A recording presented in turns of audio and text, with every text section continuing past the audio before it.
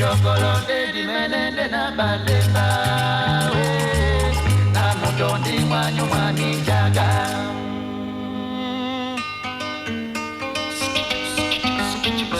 makosa doi kotini titinya dija bona bedena dona nyoya bekuzeni ke wala ne bito mawumi sembeke do madabenje obodune do mabwa banana jaye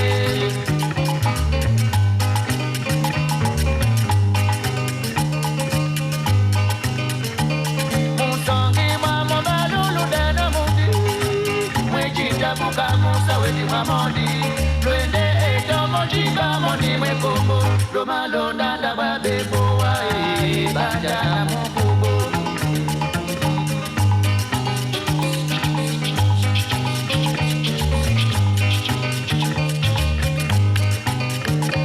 Nasita bine utu etiti Moye ni komba mbembe na nyungu wayo Ngolo wakazu momene pele kimeni Edi menende na balemba na mudondi masuma makosa Radio Okapi. Okapi Service. Jody Daniel Kachama. Okapi.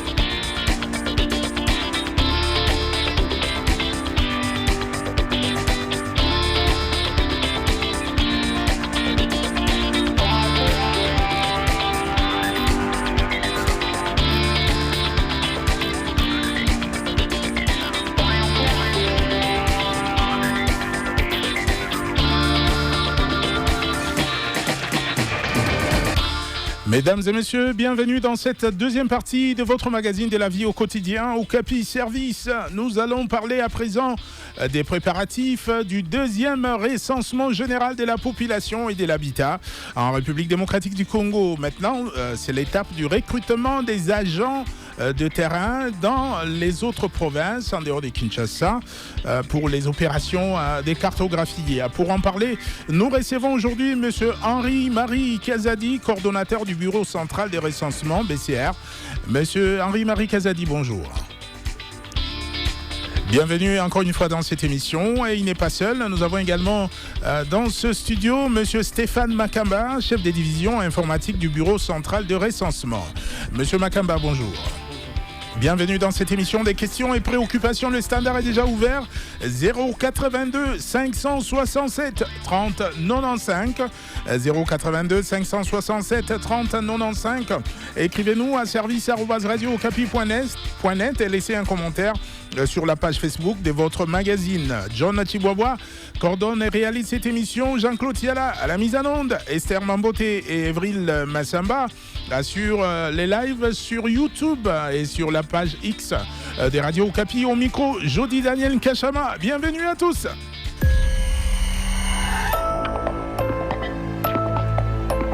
Chers auditeurs, auditrices et internautes des radios Okapi, votre radio vous donne encore une autre possibilité de suivre ces programmes. Rejoignez-nous désormais sur le bouquet Canal+, channel 951. Radio Okapi, encore plus près de vous pour mieux vous servir. Bien, le gouvernement de la République s'est engagé à organiser le deuxième recensement général de la population et de l'habitat. C'est là afin de disposer des données sur la population qui sont nécessaires pour la conception, le pilotage et l'évaluation des programmes de développement. En prévision des travaux de la cartographie qui consiste à localiser la population et l'habitat, le recrutement des agents de terrain constitue une étape importante préalable au reste du processus. À cet effet, la coordination technique du bureau central central des recensements ouvre les postes, voilà, pour les postes d'assistants TIC, des opérateurs, voilà, les chefs de brigade, des opérateurs de cartographie, etc. Notre invité va nous en dire un peu plus aujourd'hui, comment postuler, voilà, ceux qui sont intéressés, quelles sont les pièces à préparer dans votre dossier et comment les soumettre, quelle est la date limite. Eh bien, toutes les réponses, on les aura tout à l'heure.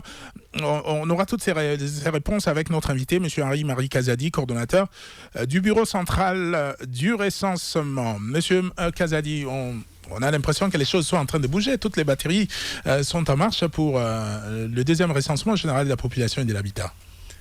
Tout à fait. Les choses sont au point pour que ces recensements, finalement, puissent se réaliser en République démocratique du Congo. Donc, comme vous l'avez annoncé, nous sommes en plein processus de recrutement des agents de terrain pour l'étape de la cartographie. Comme nous l'avons annoncé la dernière fois, le processus a été lancé officiellement par son Excellence, Monsieur le ministre d'État, ministre du Plan. Donc, c'était le 1er juin 2026. À cette date-là, le processus a été lancé pour la ville-province de Kinshasa et on l'a clôturé au bout de 7 jours. Maintenant, depuis... Et vous avez eu autour de 25 000 candidatures. Tout à fait. Pour combien de postes vacants? Les postes vacants, c'est autour de 1600. Et nous avons reçu au-delà de 24 000. Voilà, 24 400. Mais c'est extraordinaire. Tout à fait, ça prouve déjà que l'information a été bien reçue au niveau de la population et que notre population est disposée à accompagner ces processus parce que la finalité, c'est que ce soit les Congolais eux-mêmes qui participent à cet exercice de se faire recenser ou de recenser les autres Congolais et les autres populations habitant le territoire national. Et qu'à partir de la journée d'hier, nous avons lancé le processus de recrutement au niveau du reste des provinces. Et il est prévu 2 modes de soumission de candidatures.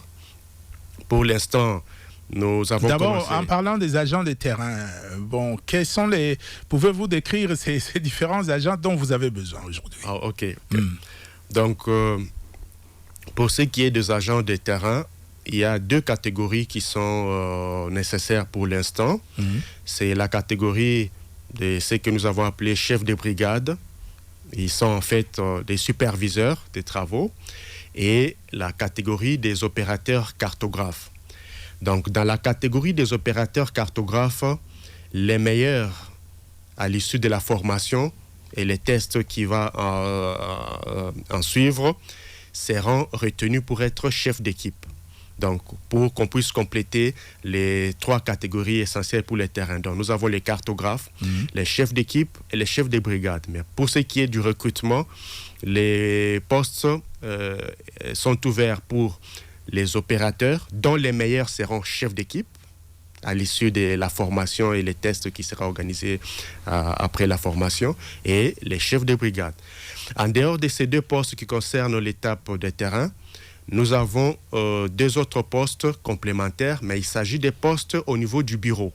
Donc, ça sera ici à Kinshasa, au niveau du bureau central du recensement. Il s'agit du poste des opérateurs SIG, donc des opérateurs du système d'information géographique. Ceux-là, ils vont travailler au laboratoire de la cartographie.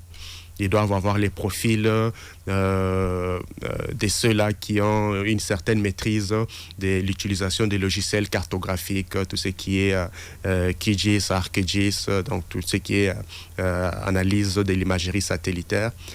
Et puis, nous avons la dernière catégorie que nous avons appelée les assistants des nouvelles technologies de l'information, assistants TIC.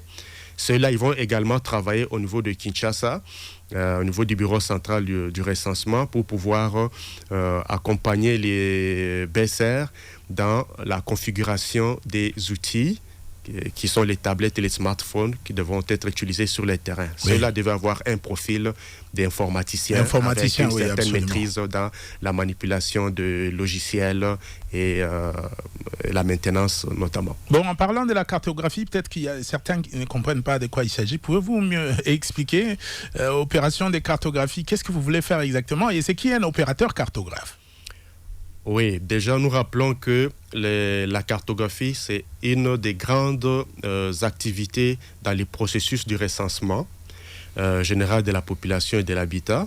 Donc, avant qu'on entame l'étape du dénombrement général, qui est l'étape clé, où chaque individu devait être compté individuellement avec ses caractéristiques, nous commençons par une étape de la cartographie qui consiste à identifier tous les lieux habités, à identifier tous les ménages en les géolocalisant, de manière à permettre que notre équipe puisse produire les zones opérationnelles que nous appelons aires de dénombrement, qui, à l'étape du dénombrement général, donc chaque aire sera mise à la disposition d'un seul agent recenseur qui devait recenser toute la population dans les délais de 2 semaines en moyenne. Donc, maintenant, avant d'arriver à cette étape du dénombrement, nous organisons l'étape de la cartographie qui nous permet aussi ou nous demande d'envoyer les agents sur le terrain. C'est comme ça que ce recrutement que nous faisons maintenant, c'est pour nous permettre d'aller sur le terrain. Et un agent cartographe sera muni d'une tablette avec un programme informatique lui permettant de passer aussi de ménage à ménage, de maison à maison, pour pouvoir géolocaliser les bâtiments et identifier le ménage et l'effectif des habitants de ces ménages. Au-delà de ces informations, il doit aussi identifier tout ce qui est comme infrastructures socio-économiques, notamment la localisation des hôpitaux, des centres de santé, des banques, tout ce qu'il y a comme infrastructure pouvant permettre un repérage facile des ménages. Bien, on va accueillir un premier auditeur. Nous parlons du recrutement des agents de terrain concernant l'opération des cartographies. Justin Koulou, vous êtes à Fungurume, dans le Lualaba. Bonjour. Bonjour, le pasteur Jody, et je dis bonjour à notre invité qui est au studio aujourd'hui. Intéressé par cette thématique du jour, je voulais aussi savoir, il y a les Congo profonds et les Congo, bon, on fait la confusion, l'intérieur et l'extérieur. Donc c'est les Congo de l'intérieur. L'intérieur, c'est, je ne sais pas, c'est Kinshasa ou soit c'est les villages. Alors là, on a des difficultés de logiciels pour postuler. Je me rends compte qu'ils auront les agents de Kinshasa. Or, les agents du village, ils sont plus forts. Il y a les villages qui se trouvent dans des montagnes, là où quelqu'un de la ville ne peut pas escarper des montagnes. Il risque de nous donner des faux éléments. Il doit tirer attention à ça. Parce que nous avons eu de sérieux problèmes sur l'enrôlement dans le territoire, dans la province du Lualaba, plus précisément dans la commune de Fungurume. Les bureaux d'enrôlement étaient minimes. L'engouement surpassait les opérateurs des ordinateurs. Donc, on est passé par monnaie l'enrôlement des électeurs. Ce que je vous dis est vrai, sans crainte d'être contredit. La faute était au nombre de bureaux sur la cartographie, le nombre de bureaux qu'on avait affectés à Fungurume. Alors, nous craignons aussi à ce que celui qui va descendre sur le terrain, qu'il puisse faire une cartographie satellitaire, puisque quand je parle, je connais utiliser les logiciels. Bon, mais oui, mais maintenant, on est encore à l'étape du recrutement de ceux qui vont faire ce travail. Est-ce que vous avez une question d'abord par rapport au processus de recrutement? C'est au processus, comment intégrer les Congolais du fin fond du pays qui seront capables de bien faire ce travail. Vous voyez, et quels sont les mécanismes mis en place pour intégrer n'importe qui dans son coin qui est capable de faire ce travail à participer au concours ou soit au test. Bien, monsieur Henri-Marie va nous dire quels sont les profils recherchés, quels sont les documents à apporter. Vous dites qu'il faut intégrer tout le monde, mais ceux qui sont au fin fond des villages, tout ça. Monsieur Henri-Marie, qu'est-ce que vous pouvez dire à Justin? Oui, je disais que nous avons prévu 2 modes de soumission des candidatures. Pour l'instant, nous avons commencé par la soumission des candidatures en ligne pour les zones où la connectivité Internet est assurée. Et le processus prendra 2 semaines. Contrairement à Kinshasa, nous avons voulu accorder un peu plus de temps au niveau des provinces pour être sûr que chacun, partout où il a la possibilité de soumettre sa candidature. Et le deuxième mode que nous avons prévu pour pouvoir couvrir les zones non couvertes par le réseau Internet sera de déposer des dossiers physiques à des endroits que nous allons spécifier.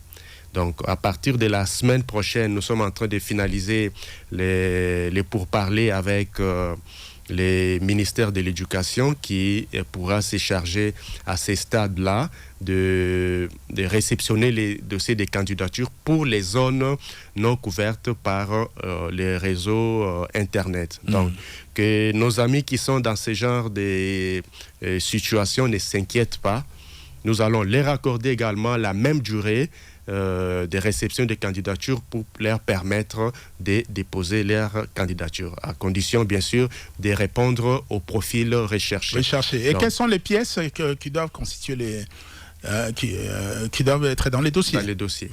Donc déjà, en termes de niveau d'instruction, étant donné que la cartographie est une matière un peu plus spécifique et plus technique, nous avons retenu les niveaux minimums des bac plus 3 pour être cartographe.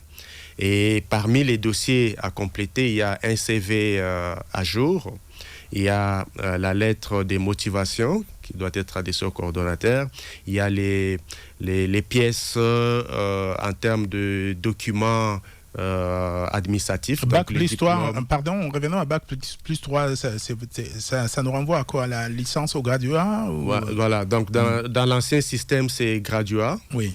Et dans les nouveaux systèmes, c'est le système LMD, c'est licence. Voilà. Donc il faut être d'abord licencié. Il faut être licencié ou gradué. Ou gradué. Avec l'ancien système. D'accord. Et puis, il y a un formulaire. Pour ceux qui ne le feront pas en ligne, il y a un formulaire qu'ils doivent remplir. Mais ceux qui le feront en ligne, ils remplissent directement ces formulaires-là parce que c'est celui-là qui se présente au niveau de la plateforme. Et puis, ils annexent les preuves des diplômes et des services rendus pour ceux-là qui ont une certaine expérience en matière de collecte de données. D'accord. Nous avons également dans ce studio M. Stéphane Makamba. Bonjour. Bonjour. Vous êtes chef des divisions informatiques du Bureau central de recensement, BCR. Alors aujourd'hui, d'ailleurs, vous allez nous faire une démonstration. Merci à vous tous qui nous écoutez, qui nous suivez sur YouTube. Vous pouvez d'ailleurs suivre la démonstration tout à l'heure. Alors, il y a des postes qui sont ouverts. Vous avez besoin de beaucoup des informaticiens avec toutes ces opérations. Bon, vous allez aussi nous dire comment postuler en ligne, etc. À vous la parole. Merci beaucoup pour la parole.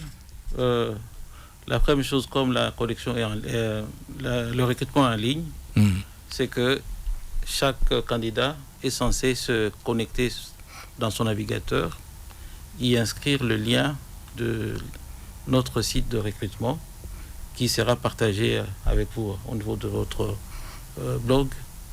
Une fois que vous vous connectez à la page, l'interface telle que présentée va s'afficher à votre niveau. En passant, comment ça s'appelle? www.https://www.recrutement.rgph2.cd. Ok. Voilà. L'interface est présente comme ceci. Il y a la partie charte graphique qui reprend la partie. Merci de vous rapprocher du micro. La partie institutionnelle. Oui. Et justement, immédiatement après, nous avons la durée de l'offre en ligne. Donc, c'est un chrono qui compte d'aujourd'hui jusqu'à la clôture. Et à la clôture, le site se ferme automatiquement. Et c'est quand la clôture, la date limite? Le 2 juillet. Le 2 juillet. C'est jusqu'au 2 juillet? Oui, oui. D'accord. Tout à fait. Allez rapidement sur YouTube, vous pouvez voir, vous pouvez voir tout ce qui se passe là-bas. On est déjà sur les sites, allez-y. La première page vous renseigne sur la constitution de vos dossiers. Donc, avant de postuler, rassurez-vous que vous avez réuni tous les documents dont a parlé le cordon, votre CV, votre lettre de motivation et toutes les pièces utiles. Les copies des diplômes. Les copies administratives qui sous-tendent votre candidature.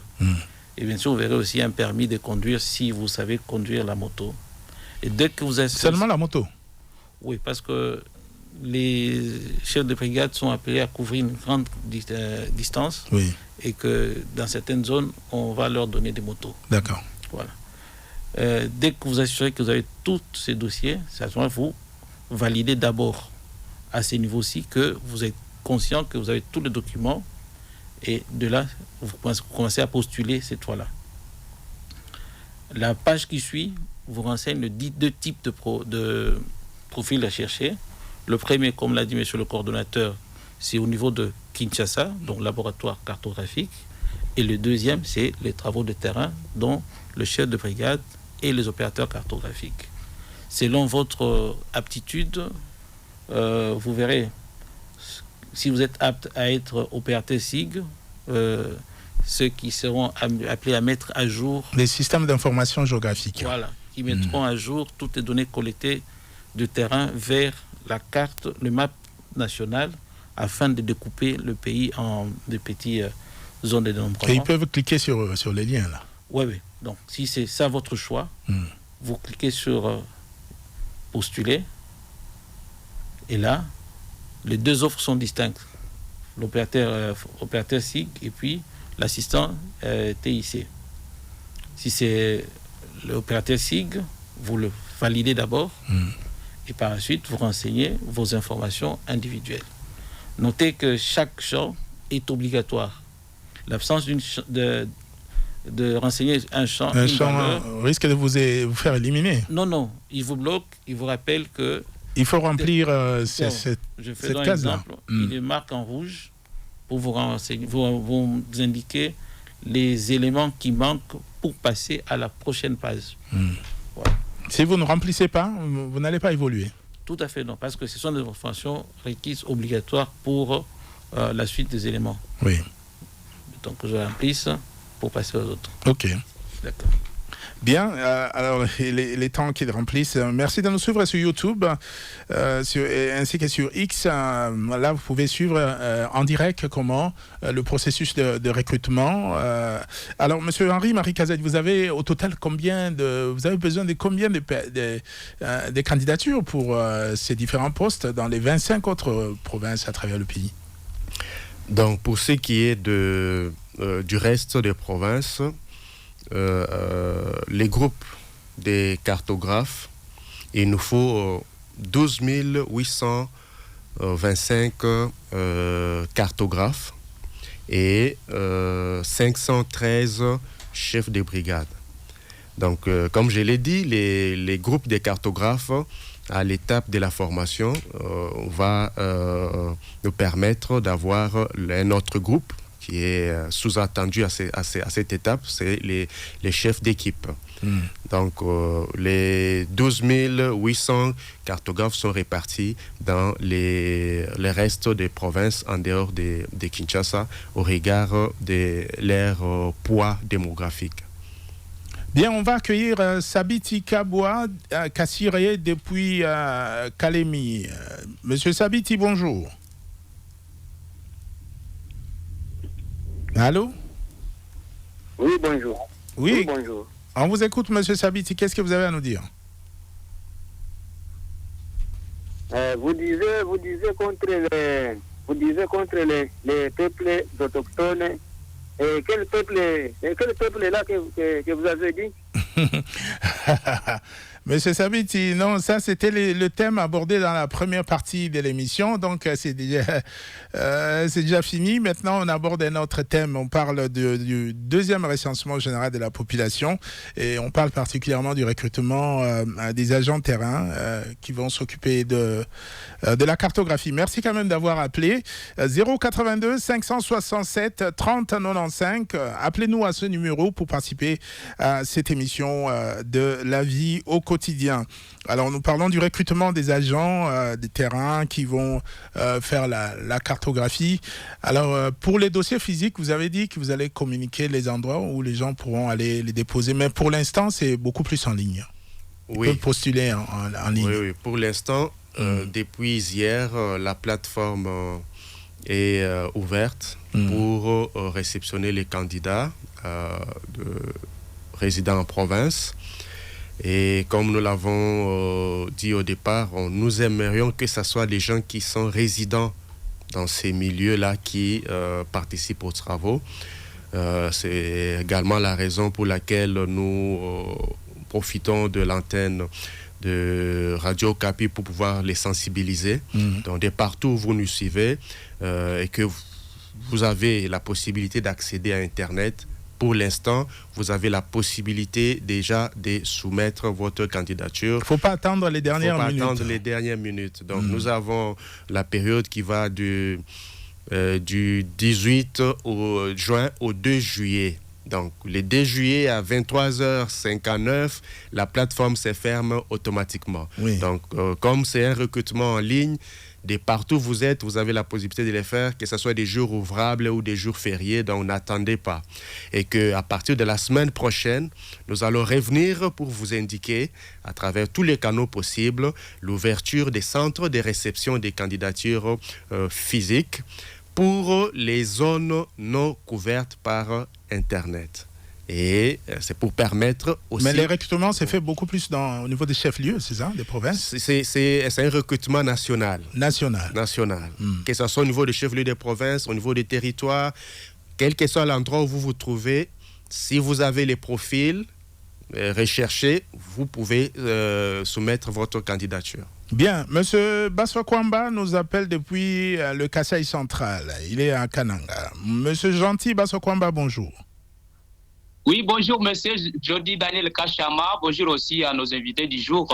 Mais s'il vous plaît, je vous prie, monsieur Jody, de m'accorder au moins 5 minutes, puisque c'est un sujet un peu très pertinent, s'il vous plaît. Monsieur Basso-Kwamba, je ne vous accorde pas 5 minutes, c'est beaucoup. Vous avez 2 minutes, allez-y. Avant toute chose, vraiment, j'aimerais que je sois aussi recruté comme aussi agent sur le terrain. Voilà. Pour le moment, je suis à Kazumba. Non, je suis à Kazumba, s'il vous plaît. Merci de postuler déjà. On a déjà ouvert, la plateforme est ouverte. C'est ça vraiment. Alors, par rapport au sujet du jour, je voudrais intervenir sur la question du recrutement des agents de terrain dans le cadre du recensement général de la population et d'habitants en République démocratique du Congo. Tout d'abord, nous saluons l'initiative du gouvernement qui vise à connaître avec précision le nombre de la population congolaise afin de mieux planifier le développement du pays. Le recensement est une opération importante qui permet à l'État de disposer de données fiables pour l'éducation, la santé, les infrastructures et d'autres secteurs. Cependant, une préoccupation majeure se pose au niveau de nos villages, secteurs et territoires. Aujourd'hui, nous entendons parler du recrutement des agents de terrain avec des critères exigeants, souvent un niveau élevé d'études. Pourtant, dans plusieurs villages, il n'y a pas suffisamment de licenciés ou de gradués. Est-ce que cela signifie que les populations rurales seront automatiquement inscrites dans ces processus? Nous savons tous que les habitants du village connaissent mieux que quiconque les réalités de leur milieu. Ils connaissent les ménages, les limites des villages, les chemins, les quartiers, les langues locales et même les difficultés d'accès à certaines localités. Je me pose alors plusieurs questions. Comment peut-on parler de recrutement de proximité et les habitants du village ne sont pas suffisamment représentés dans les équipes de terrain? Comment les personnes venant des grandes villes pourront-elles identifier facilement les ménages dans des villages qu'elles ne connaissent pas? Troisième question, pourquoi la connaissance du terrain ne serait-elle pas considérée comme une compétence aussi importante qu'un diplôme? D'accord, merci. Merci beaucoup. Merci, Gentil Basso-Kwamba. Monsieur Henri Marie va répondre à vos préoccupations. Vous avez la parole. Merci beaucoup. Je remercie notre intervenant, notre auditeur pour sa question, ses préoccupations. Il y a des grandes activités, si je peux dire, dans le processus de recensement. Il y a l'étape de la cartographie, mais il y a également l'étape du dénombrement général. L'étape du dénombrement général va mobiliser plus de 130 000 agents recenseurs. À cette étape-là, nous allons redescendre le niveau d'instruction jusqu'au niveau des diplômes d'État. Donc, vous allez encore recruter? Nous allons encore recruter. Okay. Donc, après l'étape de la cartographie, nous allons lancer les processus du recrutement, cette fois-là, pour les agents recenseurs. Et le niveau d'instruction sera ramené à diplôme d'État pour permettre de répondre à cette préoccupation de ceux-là qui sont vraiment au niveau le plus reculé possible pour faire partie de l'exercice. Mais nous rappelons aussi que la connaissance du milieu, même à l'étape actuelle, fait partie des critères des sélections. Donc, ceux-là qui ont une bonne maîtrise du milieu, la maîtrise de la langue, mais aussi, il y a la question de la maîtrise ou d'une connaissance des nouvelles technologies, hein, parce que nous utilisons les outils digitaux et il faut un minimum pour pouvoir participer à l'opération. Sinon, est-ce que vous avez plus besoin seulement, je peux dire, des gens, de ceux qui ont fait l'informatique, ou bien quelles sont les qualifications requises? Déjà, pour être cartographe, on n'a pas limité au seul informaticien. Donc, c'est ouvert à tout diplômé du niveau graduat et licence. Voilà, minimum graduat. Et vous devez avoir une aptitude en termes de manipulation d'un smartphone. Donc, si vous avez votre téléphone smartphone et que vous avez accès à TikTok, à YouTube, à Facebook, c'est que vous avez déjà une aptitude. C'est pour nous une certaine preuve que vous pouvez utiliser bien notre tablette. Et des deux, vous devez être résident dans cette province. Vous devez ne fût-ce que maîtriser les us et coutumes de la province pour que vous soyez recruté. Et maintenant, à l'étape de la cartographie, étant donné que l'effectif n'est pas énorme, donc nous avons parlé pour les restes des provinces des 12 800, 30 à peu près, cartographes. Si on fait une moyenne par province, nous sommes autour des 510 ou 515 cartographes par province, ce qui n'est pas énorme. Donc, c'est comme ça que le niveau d'instruction nous permet d'avoir vraiment les meilleurs au regard de la spécificité du travail à faire. Maintenant, à l'étape du dénombrement, nous allons redescendre le niveau d'instruction parce que le nombre d'agents des terrains attendus, c'est au-delà de 130 000 pour l'ensemble du pays. Et le travail devait se faire sur un espace de 2 semaines en moyenne. Donc, c'est comme ça que nos auditeurs doivent être patients pour ceux-là qui n'ont pas une maîtrise actuelle d'un téléphone, peut-être parce qu'ils ne sont pas dans des zones couvertes par Internet. Oui. Ça limite un tout petit peu leur profil. Mais quelqu'un peut être au village, mais il a fait les études dans les instituts supérieurs de la zone. Oui, il a les niveaux. Il peut postuler, quel que soit l'endroit où il est. Et certains, dans les villages, seront utilisés comme des guides locaux. Mais ceux-là, nous, à notre niveau, on ne fait pas leur recrutement. Mais ça sera des gens qui seront recrutés sur place en collaboration avec les autorités locales. Donc, ceux-là vont guider les autres, dans nos équipes, sur terrain. Donc, comme il dit, quelqu'un qui ne connaît pas où se trouve telle route, un guide local, recruté localement, pourra l'aider aussi à faire ce travail-là, au-delà de l'imagerie satellitaire, parce que nous aurons l'image satellitaire sur la tablette qui nous guide aussi avec les programmes prévus à cette fin. Bien, je vais donner la parole à M. Stéphane Makamba, chef des divisions informatiques du bureau central. Il va continuer à nous faire de la démonstration, comment postuler en ligne. Mais avant cela, on va accueillir Jeannot Louemboué depuis Kolwezi dans le Lualaba. Monsieur Louemboué, bonjour. Je salue les invités. Merci encore une fois de nous revenir avec le recensement. Bien que vous connaissiez bien notre position là-dessus. Vous m'entendez? Oui, on vous écoute. Voilà. Aujourd'hui, parce que nous voulons parler du recrutement, ce qui fait que notre position ne va pas le réitérer ici. Déjà que nous comprenons le critère, parlant de diplômés en licence graduée, nous comprenons que l'objectif qui est leur, c'est de travailler avec des intellectuels. Mais ne commettez pas l'erreur de croire que c'est en ayant des diplômes qui fera de ces personnes intelligentes. Donc, être intellectuel, intelligent n'a rien à voir avec le fait d'avoir les diplômes, des licences ou de tout ce que vous cherchez là. C'est déjà pas bien. C'est là. Alors, j'aimerais ici que je pose 2 questions. Vraiment, écrivez parce que je voudrais bien avoir la réponse. Bon, déjà, au début, monsieur Jody, je vous ai suivi quand on a parlé de ce nombre de candidats. Vous aviez agi, hein, vous exclamant que non, ils étaient nombreux.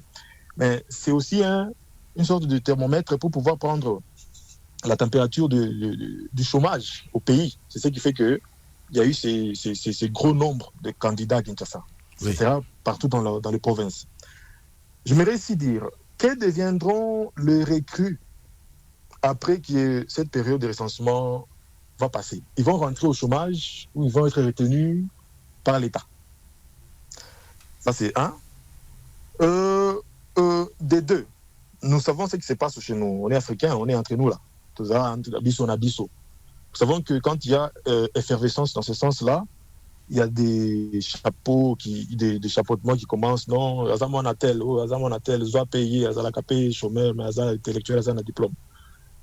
Pouvez-vous ici nous rassurer que vous allez recruter des gens, pas par rapport aux connaissances qui vous seront envoyées par téléphone ou par les influences? Est-ce que tout Congolais aura la chance d'être recruté de l'homme qui fera preuve d'intelligence, pas que seulement d'avoir le diplôme? D'accord. C'est l'homme qui fait le diplôme, ce n'est pas les diplômes qui font l'homme. Merci Jeannot. D'accord. Merci. Fabien Kakolou, vous êtes à Kinshasa, bonjour. Bonjour, je dis Daniel Kachama. Bonjour à tous les auditeurs de Radio Kapi. On vous écoute. Oui, merci beaucoup, monsieur Jody, pour la parole accordée. Et merci également pour la thématique. Je salue l'invité avant de poser ma préoccupation. Je ne serai pas trop long et je vais être bref. Ma préoccupation s'attelle sur la fiabilité des recrutements. En effet, je suis moi aussi candidat. J'ai présenté ma candidature en ligne et de l'ouverture parce que j'avais localisé l'offre sur la page Facebook de l'UNFPA. C'est là que j'ai trouvé l'offre. Je suis connecté au portail. J'ai présenté ma candidature en ligne. Mais la question que je voulais poser à l'invité est celle de savoir quelles sont les mesures qui ont été mises en place afin de garantir la fiabilité du recrutement pour que nous soyons vraiment sûrs que les candidats seront recrutés sur base de compétences, de mérite, aussi longtemps que nous connaissons bien comment ça fonctionne dans notre pays, comment les processus de recrutement se déroulent dans notre pays, comme l'invité qui est intervenu avant moi venait de le soulever. Et la deuxième préoccupation n'est pas vraiment une question, mais plutôt une suggestion, parce que lorsque je me suis connecté sur le portail, il y avait 2 offres, comme les invités venaient de les détailler. Il y a le formateur des formateurs, il y avait aussi le cartographe. Mais vu mon niveau d'études, je voulais postuler pour le formateur des formateurs, le niveau d'études, un diplôme de licence et 12 ans d'expérience professionnelle. Je m'étais dit que je pouvais me sentir mieux dans cette catégorie de formateurs de formateurs. Mais lorsque je me suis connecté et je commençais à remplir les formulaires, j'ai trouvé qu'il y avait beaucoup de conditions qu'il fallait accomplir, notamment avoir été encore une fois ou 2 ou 4 fois enquêteur au sein du centre de recensement, avoir déjà travaillé avec eux avant, tout ça, c'est des conditions qui ont eu à me tasser. Et du haut de ce diplôme-là, je me suis vu obligé de me rabattre sur les cartographes pour présenter ma candidature dans cette catégorie-là. Alors, moi, ma suggestion était que si on pouvait revoir de ce côté-là, comment réduire quand même le nombre le nombre de critères de recrutement en ce qui concerne le formateur des formateurs. Que c'est pas parce qu'on a été déjà plusieurs fois enquêteur qu'on a forcément les aptitudes nécessaires de dispenser aussi une formation aux autres ou à former les autres. Parce qu'on peut aussi être formé aujourd'hui, intérioriser la matière et puis être peut-être un excellent formateur plus que ceux qui ont eu déjà travaillé. D'accord. Merci beaucoup. Merci pour votre intervention, monsieur Fabien Kakolo depuis Kin. Monsieur Stéphane, vous avez la parole. Stéphane Makamba. Oui, merci, monsieur Jody. Si je peux anticiper à certaines questions. Au regard de la fiabilité, lorsque un processus de recrutement est entièrement en ligne, cela donne l'opportunité à toute personne, d'où qu'elle soit, de soumettre sa candidature.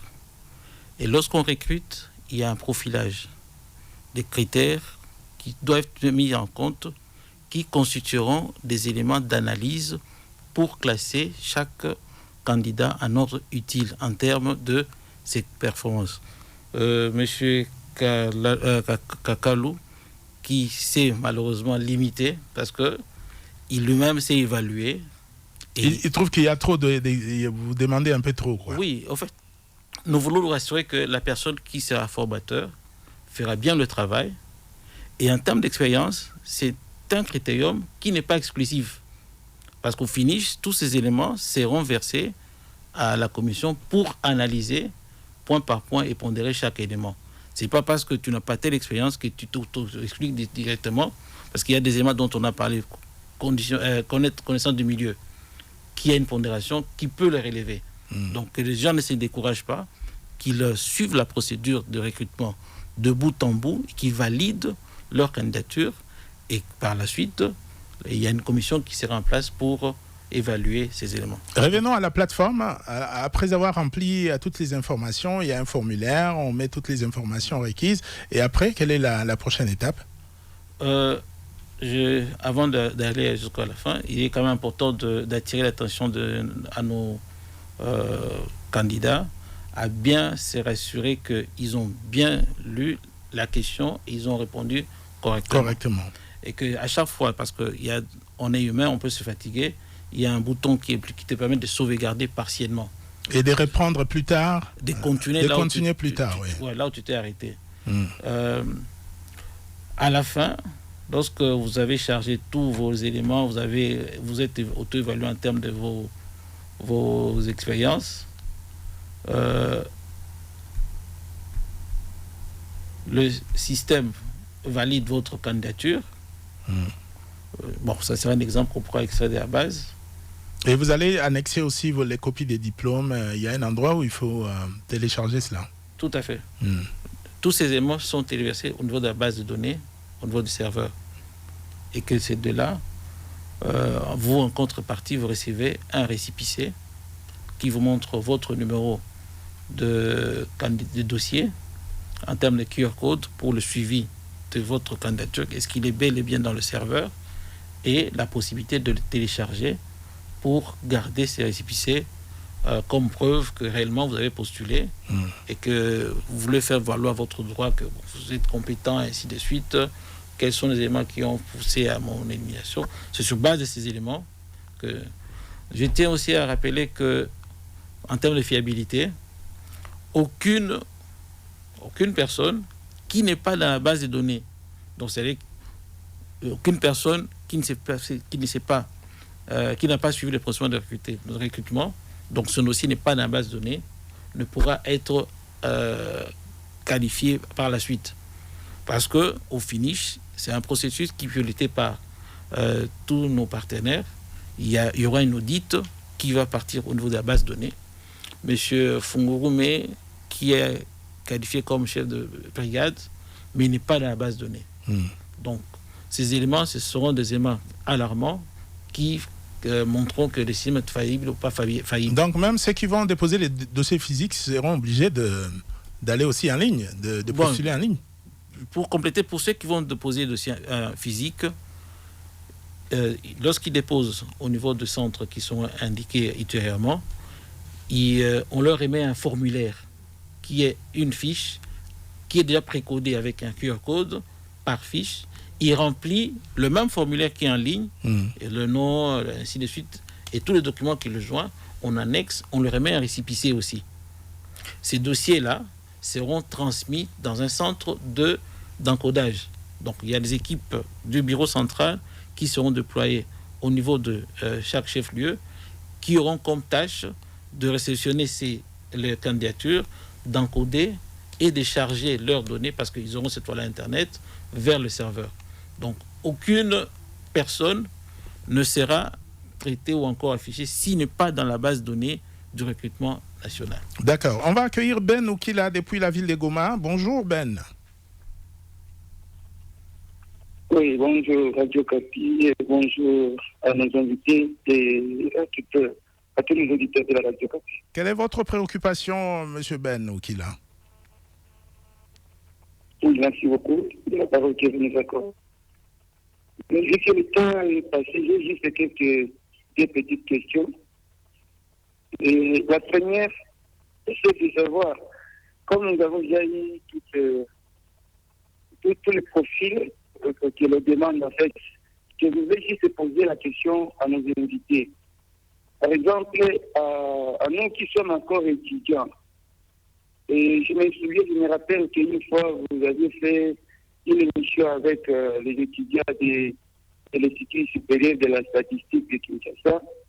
Et il y avait des questions pareilles qui sortaient, n'est-ce pas, que les étudiants posaient à leur DG. Et voilà que le recensement arrive. Quel sera le sort de ces étudiants-là pendant cette période? Alors pour nous aussi, je voulais poser cette question. C'est vrai, nous n'avons pas encore appris ces profils-là, mais nous avons quelques capacités dans ces domaines-là que nous pouvons faire en fait de postuler. Parce que si nous postulons, nous aurons cette chance que nous avons qui nous sera accordée. Ça, c'est la première question. Deuxième question. Oui. Rapidement. Par exemple, oui, nous étions enseignants comme nous l'avions dit l'autre fois, mais nous avions vu des choses qui se passaient. Par exemple, quand on postulait pour être candidat dans des postes à la CENI, oui. Et on avait, n'est-ce pas, des autorités ou encore des personnes qui venaient des autres provinces, en fait, je prends l'exemple de Kinshasa, ils viennent pour nous former. Et ici, ils retrouvent les ressortissants de ces zones-là, et automatiquement, nous autres qui sommes, par exemple, qui sommes ressortissants de ces villes-là, qui sommes ressortissants de ces villes-là, mais on nous donne des petits postes. Alors, d'accord, je comprends. Vous qui êtes ressortissant du milieu, on vous donne des petits postes et les grands postes, on donne aux personnes qui sont venues d'ailleurs. Merci. Monsieur Henri-Marie Kazadi, vous avez la parole. Merci, Monsieur Jody. Pour rassurer nos auditeurs, déjà par rapport à la question de la transparence du processus, en complétant ce que les CD Stéphane venait de dire, il est prévu que dans l'équipe d'analyse des candidatures, qui est également la participation des membres venant de partenaires techniques et financiers. Parce que comme on l'a dit au départ, le gouvernement, à travers ces projets, est en train de bénéficier aussi de l'accompagnement des partenaires. Et les partenaires, comme vous le savez, tiennent beaucoup trop à la question de la transparence du processus. Donc, ils seront avec nos équipes dans ces commissions pour s'assurer qu'il y a respect de tout ce qu'il y a comme critères retenus et que ceux-là qui méritent seront finalement retenus. Il n'y aura pas de favoritisme, pas de recommandations, les influences à gauche, à droite? Il n'y en aura pas, nous les rassurons. Et au-delà de la présence de ces partenaires au niveau du processus, nous l'avons également souligné, il y a un cabinet d'audit indépendant qui sera recruté pour pouvoir auditer l'ensemble du processus. Donc, ce cabinet fera également son rapport à la fin pour rassurer tous ceux-là qui auront participé au processus. Alors, il y avait une préoccupation sur les niveaux d'instruction. Nous l'avons dit, pour l'instant, nous mettons l'accent sur les niveaux minimums des gradués ou licenciés selon les systèmes. Et c'est au regard, du nombre de candidatures ou du nombre de personnes que nous recherchons. Nous ne pouvons pas ramener les niveaux d'instruction au niveau le plus bas pour avoir plus de candidatures et par après que les gens se plaignent qu'ils n'ont pas été retenus. Donc les critères sont là pour nous permettre de répondre d'abord à notre besoin, au besoin de réaliser bien ces processus. Tout le monde tient à ce que ce recensement se fasse, tout le monde veut que ça se fasse bien. Après plus de 42 ans, nous avons tous intérêt à ce que nous puissions réussir. Donc, nous mettons l'accent sur la transparence. Il y avait la préoccupation sur ce que devaient devenir les agents après le processus. Oui. Donc, dans les processus, ils sont déjà, ce sont des temporaires. Donc, c'est un contrat à durée déterminée. Et après, ils auront déjà acquis une certaine expérience déjà au niveau de l'opération qui pourra servir les uns et les autres. Après, la CENI, par exemple, pourra la CENI, l'ONIP, et même l'INS à travers les autres opérations que nous réalisons, ils pourront toujours faire partie. Ceux qui auront au-delà de cette expérience, oui, il y aura toujours un besoin aussi de renforcement de l'INS à travers les pays, parce que la vision pour nous, au niveau de l'Institut national de la statistique, c'est qu'après les recensements, nous puissions nous déployer même au niveau des territoires. Et les gens qui seront agents de l'INS à ce niveau-là, ceux qui auront déjà participé à ce genre d'opération, auront une certaine avance par rapport aux autres. Bien, nous sommes presque à la fin de l'émission. On rappelle que la date limite des dépôts des candidatures, c'est le 2 juillet. Online. Ouais. Online. Oui, online. OK. Et au courant de la semaine, nous allons revenir pour leur donner les débuts de l'ouverture des centres de réception des dossiers physiques. Mais la période aussi pour cette réception sera 2 semaines aussi, comme pour les cas du recrutement en ligne. Monsieur Makamba peut rappeler le lien de la plateforme www.recrutement en français.rgph.cd. Encore une fois, c'est ça? www.recrutement en français. .rgph.cd. rgph.cd. Bien, merci beaucoup, monsieur Henri-Marie Kazadi, coordonnateur du Bureau central des recensements. Merci également à monsieur Stéphane Makamba, chef des divisions informatiques au BCR. Mesdames et messieurs, c'est par ici que s'achève cette émission. Merci de l'avoir suivi. À la prochaine.